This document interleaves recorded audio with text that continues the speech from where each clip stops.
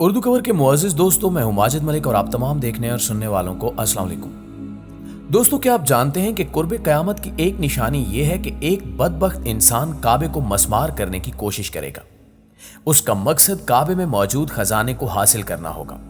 اب نبی پاک صلی اللہ علیہ وآلہ وسلم نے اس شخص کا حلیہ کیسے بیان فرمایا، اس بدبخت انسان کا تعلق کس خاندان سے ہوگا، یہ واقعہ کب اور کیسے پیش آئے گا، آج ہم انہی سوالات پر بحث کریں گے۔ لہٰذا اس قیمتی اور معلوماتی ویڈیو کو شروع سے لے کر آخر تک ضرور دیکھیے گا۔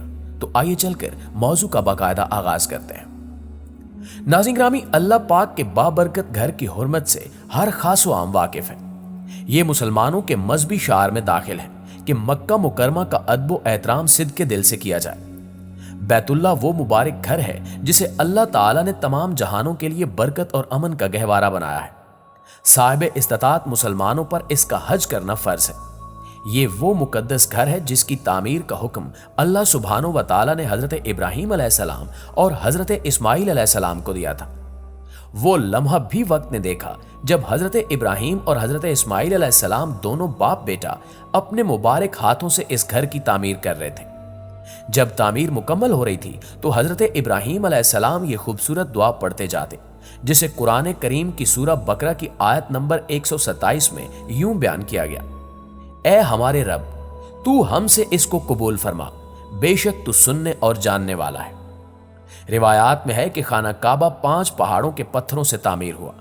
اسی سے متعلق ایک واقعہ بھی ہے کہ جب حضرت ابراہیم علیہ السلام اور حضرت اسماعیل علیہ السلام بیت اللہ کی تعمیر کر رہے تھے تو اس وقت کے زمین کے بادشاہ حضرت ذوالقرنین کا وہاں سے گزر ہوا، تو انہوں نے باپ بیٹے سے دریافت کیا کہ انہیں کس نے اس تعمیر کا حکم دیا ہے۔ حضرت ابراہیم علیہ السلام نے جواب یہ دیا کہ ہمیں اللہ سبحانہ و تعالیٰ نے اس کی تعمیر کا حکم دیا ہے۔ تو حضرت ذوالقرنین علیہ السلام نے کہا کہ مجھے کیسے پتا چلے گا کہ یہ اللہ سبحانہ و تعالیٰ کا حکم ہے؟ تو 5 مینڈوں نے اس کی گواہی دی کہ اللہ پاک نے ہی ان کو حکم دیا ہے، جس پر حضرت ذوالقرنین اسی وقت ایمان لے آئے اور پھر حضرت ابراہیم علیہ السلام اور حضرت اسماعیل علیہ السلام کے ساتھ مل کر خانہ کعبہ کا طواف بھی کیا۔ پھر بیت اللہ ایک طویل عرصے تک حضرت ابراہیم علیہ السلام کی تعمیر کردہ شکل میں موجود رہا۔ بعد ازاں قریش نے خانہ کعبہ کو دوبارہ تعمیر کیا۔ قریش کے تمام قبائل نے یہ معاہدہ کیا تھا کہ اس کی تعمیر میں ناجائز پیسے کا استعمال نہیں کیا جائے گا، اس وجہ سے رقم کم پڑ گئی۔ تو حضرت ابراہیم علیہ السلام کی قائم کردہ بنیادوں کو تھوڑا کم کر کے موجودہ کعبے کی شکل میں ڈھال دیا گیا۔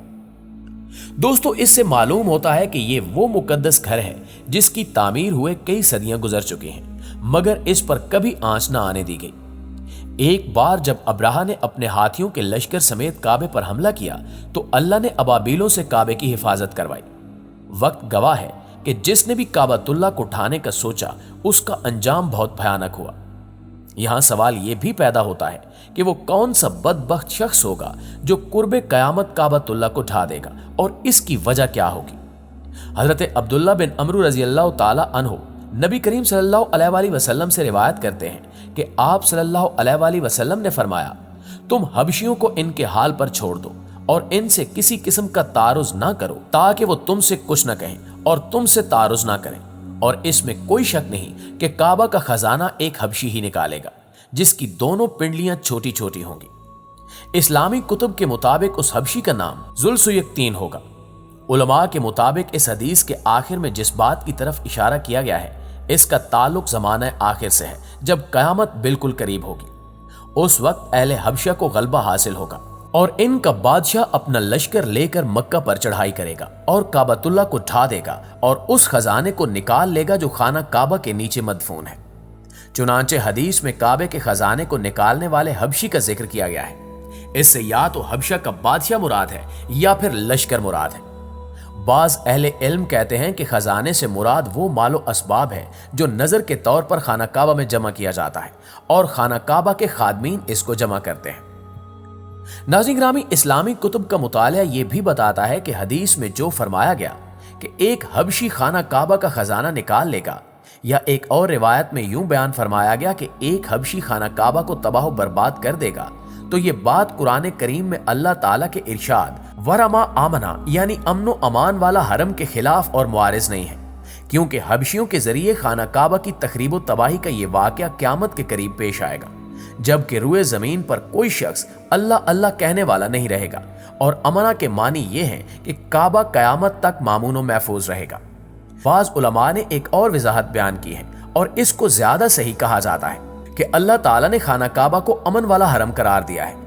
यानी खाना काबा की असल हकीकत तो यही रहेगी कि खाना काबा हमेशा हर किस्म की तखरीबकारी से महफूज रहेगा। मगर ऐसा भी हो सकता है कि कोई ऐसा सख्त हादसा पेश आ जाए जिससे इसकी तखरीबकारी हो।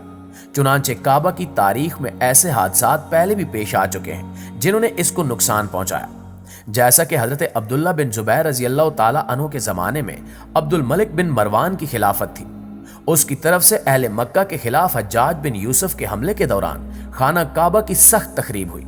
इसके अलावा करामता का वाकया पेश आया जिसने खाना काबा को सख्त नुकसान पहुंचाया, जिससे ये मालूम होता है कि अगर आने वाले ज़माने में भी काबे की तखरीबकारी का कोई वाकया पेश आए तो ये वाकया हरमा अमना के खिलाफ नहीं होगा।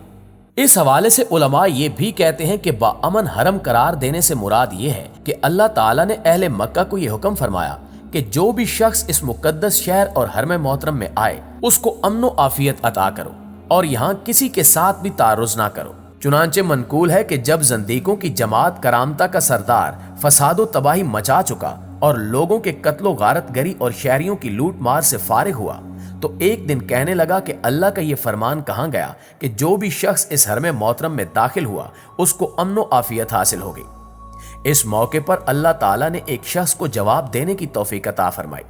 उसने कहा कि कुरान करीम के इस इरशाद का ये मतलब नहीं कि कोई भी शख्स कभी भी मक्का और अहले मक्का और खाना काबा की तखरीब और नुकसान पहुंचाने में कामयाब नहीं हो सकता, बल्कि इस फरमाने इलाही की मुराद ये हुक्म देना है कि जो शख्स हरम मोहतरम में दाखिल हो जाए उसको अमन आफियत अता करो और उसमें लूट मार और कत्लो गारत गरी के जरिए किसी के साथ तारुज ना करो।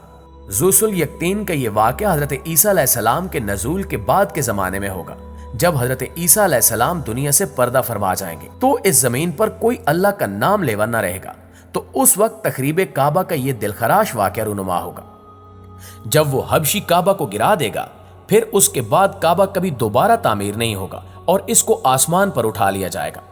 फिर इसके बाद उन कुफार और बदकार और बदबख्त लोगों पर कयामत कायम होगी, क्योंकि उस वक्त मुसलमान मौजूद नहीं होंगे जो अल्लाह सुब्हानो व तआला की हम्दो सना करें और दुनिया में सिर्फ और सिर्फ कुफार का गलबा होगा, तो फिर कयामत कायम हो जाएगी। आखिर में हस्ब रिवायत दुआ है कि अल्लाह रब्बुल आलमीन हमें हर किस्म के फितने से महफूज रखे और ईमान की सलामती अता करे। आमीन सुमा आमीन।